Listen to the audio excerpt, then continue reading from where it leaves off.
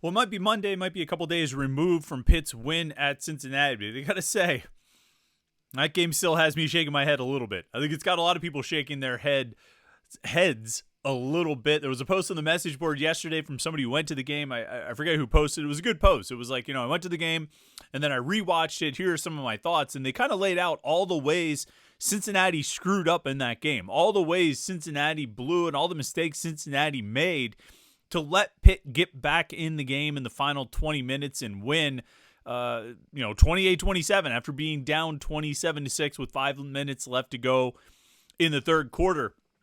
And the reality is you don't post a 21-point comeback. You don't score 22 unanswered points to come back from being down 3 touchdowns without the other team helping out at least a little bit. It's going to be very hard to do that all on your own. You're going to need a little bit of help. You're going to need the team that's in the lead to screw up. They're going to have to do things like take a delay of game penalty for disconcerting signals on a 4th and 4. They're going to have to make curious decisions to stop running the ball and which was working very well, and go away from that and have a missed field goal and all the different sort of little mistakes that are out there, that Cincinnati made in the final 20 minutes. You're going to have that. You could go out and play well, and there were a lot of things Pitt did well. They obviously led 4 scoring drives, on their final 4 possessions. They scored on all 4. They had 3 touchdowns and a field goal, and that's all Pitt. That's a credit to Pitt, although Cincinnati made a few mistakes along the way. But let's be honest, Cincinnati doesn't get their 27-6 lead without Pitt making a few mistakes along the way as well. So it all sort of balances out. And like I said, the reality is in any game, a team is going to make mistakes. And certainly if Pitt had lost that game, I don't think we would be sitting back and saying, it's not like Cincinnati really won it. Pitt blew that game. I mean, we would be crushing Pitt for blowing a 21-point lead and saying that Cincinnati was the team that had the resolve and the mettle and the grit and all those, the determination and all those kinds of things. Well, in this case, it was Pitt. And in this case, it was Pitt pulling off its biggest comeback victory in more than 50 years. You go back to 1971 for the last time they overcame a deficit this large to come back and win, and doing it with 5 minutes left to go in the third quarter, doing it in the final 20 minutes after getting thoroughly outplayed in the first 40. Well, that's a heck of a story. And we all know that there were even more storylines within this game beyond how Pitt won and the final score and the comeback and all of that. There's a lot to talk about in this game. It's why we had like an hour and a half long post-game show on Saturday night.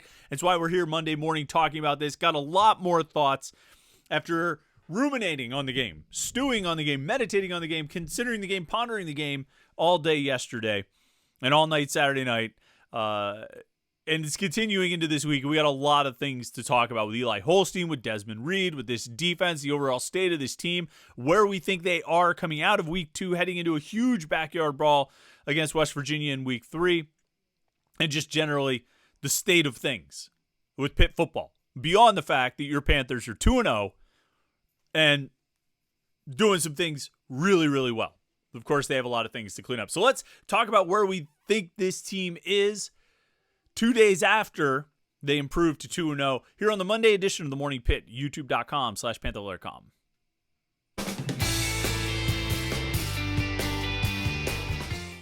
Yeah, it's Monday after game day, and of course what we always do on the Monday after game day is talk about the game. And that's what's kind of fun. It's an interesting sort of like cycle, that we go through.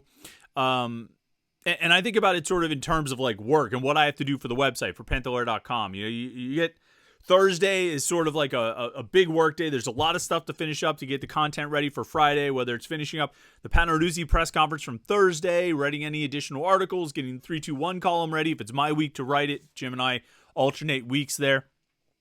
We get that wrapped up. Then it's Friday, and Friday is I always sort of joke that, particularly during the season, Friday is like my Saturday. I've talked with Jerry DiPaolo about this a lot. That Friday is kind of like our Saturday, because once you get to Friday, I mean, you might have 1 or 2 articles you want to finish up, something to run on Saturday on game day, but for the most part, your work for the week is kind of done, because the next thing you're really going to dive into is the game, and there's no way to really work ahead on the game. You have to wait for the game to happen, and so Friday is sort of like it's like a Saturday, for me. And I think for people who do this job, you're just waiting for the game. And then you get to Saturday and the game happens. and you're in the heat of the moment during the game, and you got a lot of thoughts, and if you have, what do they say? Discretion is the better part of valor. That you don't go too overboard with what you tweet and post in the middle of the game, because boy, howdy, are there a lot of regrettable posts and tweets and comments that were made during this game, or at least things that I think that the tune changed by the end of the game. But nevertheless, you get through that, and then we have the post-game show, and we had a little bit of a delay between the end of the game and the post-game show on Saturday night, and I think that was okay. It gave us some time to think about things, but you're still sort of fresh. You know what I mean? The game is still pretty fresh, and you get a shot and a beer, and you start just sort of ranting for a while about the game. And then you spend Sunday just kind of thinking about it. And I spent Sunday going through and putting together a lot of numbers and reaching out to recruits and just kind of digging into just different info and different, you really sort of, I think, forming your sort of solidified opinions about the game. You got a lot of thoughts and opinions on Saturday night right after the game, but Sunday is really, things kind of crystallize a little bit.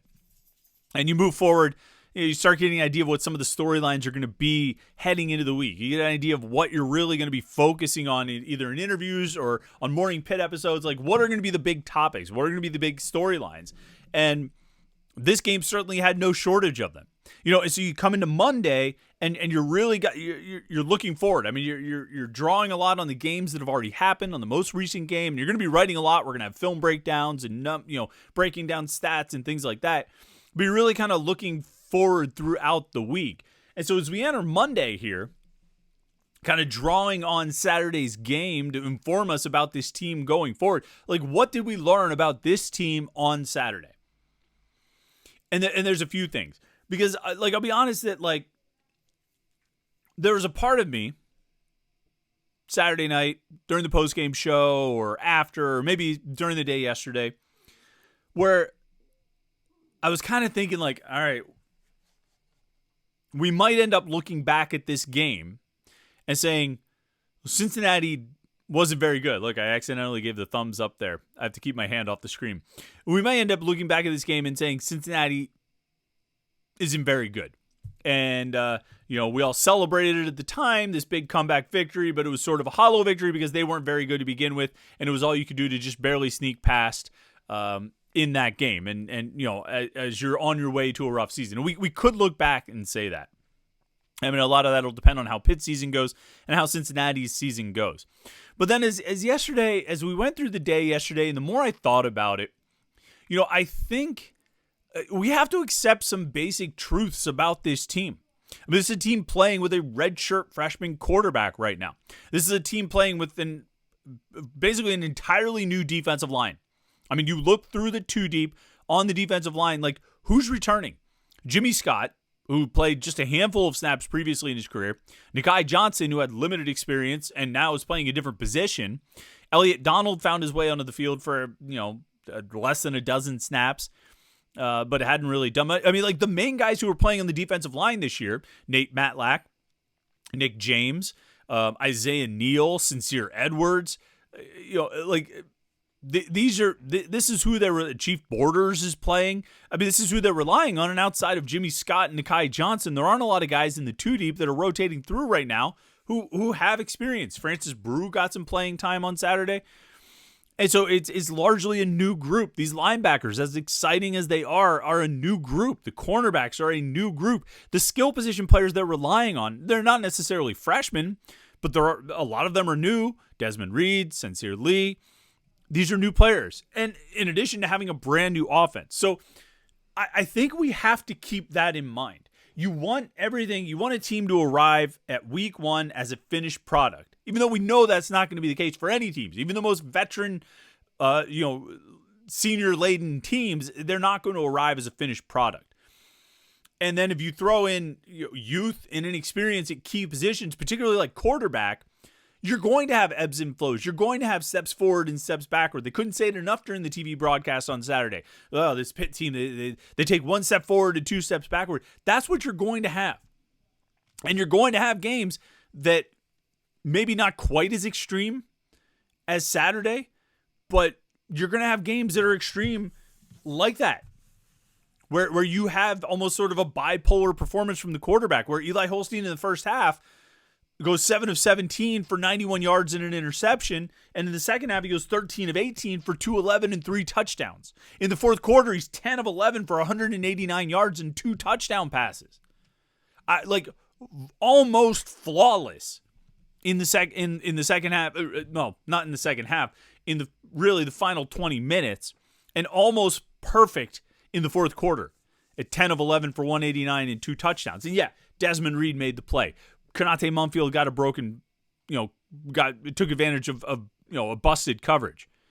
But I mean, you watch how Eli Holstein was throwing the ball in the first half. He doesn't, he might not connect with Desmond Reed on that underneath pass over the middle that he goes for 56 yards for a touchdown. He might not find Konate Mumfield wide open in the broken coverage, or he might find him and throw the ball 10 yards over his head like he did multiple times in the first half. This is part of the process with a young quarterback. Well, the struggles are part of the process with a young quarterback very often.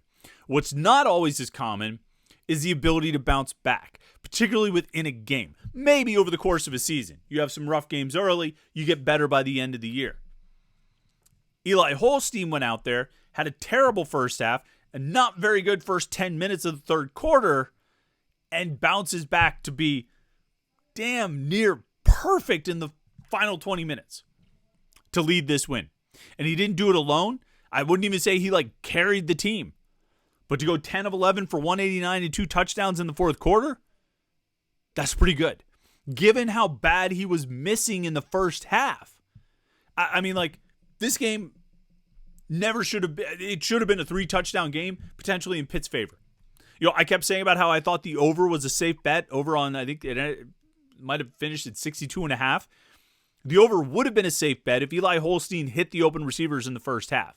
He had guys that were open where you had to place the ball. It wasn't wide open, easy pitch and catch, but you put the ball in the right place, your receiver is going to make a play. And those opportunities were there, and he overthrew guys at least 4 times. He underthrew guys once. He had the bad interception in the end zone. He was just off.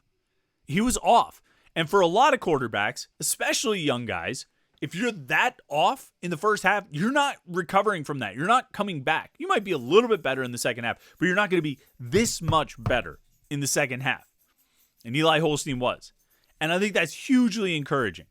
It has to be hugely encouraging. I don't know how you could not be encouraged by that. Even if you sat there on Twitter the whole first half saying, this guy's as bad as Phil Dracovic. He looks like he's never touched a football before. You got to get him out of there. He's terrible. No wonder Alabama didn't want him. All those things that people were saying, even if you were saying that, you have to respect how he finished that game. You have to. Could Nate Yarnell have won that game and finished? I don't know. Could Nate Yarnell have played better? It doesn't matter. Eli Holstein's the guy. He's the guy they went with. He's the guy they stuck with. And he's the guy who made the plays and ultimately won the game. He's the guy right now who has thrown for more than 600 yards. He's thrown for 6 touchdowns. And he has the team 2-0 after his first 2 career starts. And he's a redshirt freshman. To have the composure, to have the confidence to go out there and keep playing in spite of all of those struggles, that's a big credit. That is a big credit to Eli Holstein, and I don't know how you could look at it as anything other than encouraging going forward. Now, that doesn't mean he's going to play like that, the way he played in the final 20 minutes for the next 10 games. There will probably be stretches that look like the first half in the Cincinnati game at some point over the next 10 games. It might happen this Saturday against West Virginia at Acrisure Stadium. And if it doesn't happen there, it might happen. You'd like to think it won't happen against Youngstown State, but Carolina, North Carolina, Virginia, Syracuse, all these, Clemson, all these teams are going to play. There are going to be some rough patches. There are going to be stretches where Eli Holstein plays like a redshirt freshman again, because he is a redshirt freshman. He's going to play like the experience that he has. It's going to show through. But if he can keep building some of what he did in the final 20 minutes, as long as that's still there, it's going to be overall steps forward. Even if there are steps back, the steps forward will outweigh him. And I'll tell you something else I was thinking about over the weekend. I was thinking about this a lot yesterday. It's a good thing, maybe even a great thing, that game on Saturday happened on the road. Because if Holstein comes out this Saturday against West Virginia and plays in the first half the way he played in the first half against Cincinnati, or if that Cincinnati game was at home and it played out exactly the way it did, and Holstein played like he did in the first 40 minutes, he's getting booed by the home crowd. And I think there's a certain resilience you can show when you're playing in enemy territory, when it's hostile and everybody's against you because they're fans of the other team. Of course they're going to be against you. Look at all the, you can see it in the pictures. Look at all those guys wearing red. All those fans in red. They're all booing you. That's what's supposed to happen. But when you're playing at home and you go 7 of 17 for 91 yards and you miss open receivers and you throw an interception, you're just not playing well, and all the fans in blue and yellow are booing you, which they will, and they would have, and if he struggles, he has a couple misses on Saturday, they will. That's different. That's tougher. And I don't know if that's what broke Phil Dracovic. He might have been broken to begin with, but it certainly affected him. He let that be known. And there's no way to get the fans not to boo Eli Holstein if he has struggles in the first half or at some point during this game on Saturday. It's just going to happen. I think it's better that if this was some of the worst he's going to play, and you'd hope that it was, and you hope that it is, it's better that it happened on the road so you're not getting booed by your home fans. I think. But like I say, I think that's a hugely encouraging start from Eli Holstein. He's got 2 300-yard games so far. You know, Kenny Pickett in 2021 had 8 300-yard passing games. Since then, really over the last 2 seasons, there have been 3 at Pitt. Keaton Slovis did it twice in 2022.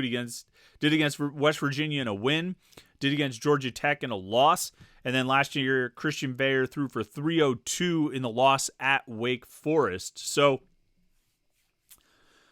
you know, post Pickett, it has happened the last 2 seasons, there have been 3 300-yard games, and then it's happened twice already this season. And that's another thing that was sort of lingering with me through the weekend. And I talked about this a lot. I know I said this a lot on the post-game show, and so I know a lot of people will watch that post-game show, and I appreciate everyone who has. If you haven't, you can go to our YouTube page, youtube.com/Panther-Lair.com. You can go to the live tab, and you can rewatch the post-game show. I think we had a good conversation there, but I said something a number of times, and I really believe it. And the more I thought about this game over the weekend, the more I believed it. This offensive scheme works. Like 2 games in a row, I have very few issues with the play calling, the play design, just the overall scheme. I mean, it works. Guys were getting wide open in the Kent State game, schemed open. Good routes, good route combinations, good play calling, good setups, and all of those things, getting guys open. And then it was working again on Saturday. A lot of those passes they missed. I mean, there were times where nobody was open. And maybe one of Eli Holstein's biggest problems is that Cincinnati was running that 3-3-5 defense and really only rushing 3 most of the time. According to Pro Football Focus, Eli Holstein was only blitzed on like 25% of his dropbacks. Now, I'm assuming Pro Football Focus is calling a blitz anytime they rush 5 or more. I don't know if they would count it as somebody said to me the other day, well, a blitz is anytime they rush more than their base, more than their down linemen. I tend to think for a 4-man rush, whether you have 3 down linemen or 4 down linemen, a 4-man rush is a base rush. And anything more than that, 5, 6, 7, whatever, is a blitz. That's how I consider it. But either way, Pro Football Focus says, I mean, he was blitzed on 25% of his dropbacks. And I think that was part of the problem, that they were dropping 8 into coverage and making it a lot more challenging. I think Eli Holstein's pretty good at scrambling and making plays, making throws on the run, making plays on the run, stepping up in the pocket, moving the pocket, getting out of the pocket, and making passes downfield. Well, when they only rush 3 and they drop 8, it's a whole different kind of challenge, because now you're running into, now everybody's covered, and so, that can be a difficult thing to scheme against, but I thought Cade Bell still got guys open, got a lot of guys open.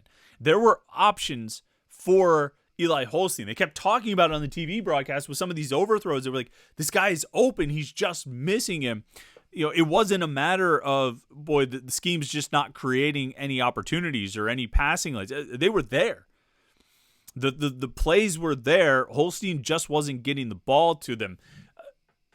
That's not good for Eli Holstein, although he did better with that late in the game. But I definitely think it's very encouraging for this offense. That big question we've asked all offseason, is the offense going to work? I think it has. I think through 2 games, the answer is resoundingly yes. Regardless of the result, regardless of the fact that they only scored 3 touchdowns on Saturday,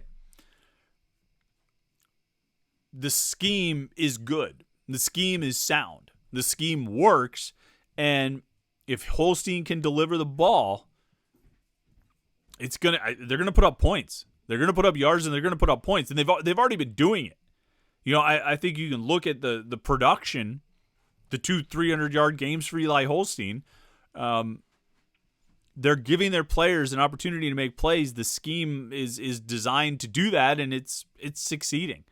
And so that question, the question of how this new offense would work, or if this new offense would work, I think it's been a yes. It has worked, it will work, and it's probably going to continue to work. Now, the more tape that gets out there, the more teams can prepare for it, the more teams can scheme against it. But so far, I don't know how you give Cade Bell anything less than like an A. Unless I have unless I'm just seeing things differently than you are. I feel like Cade Bell is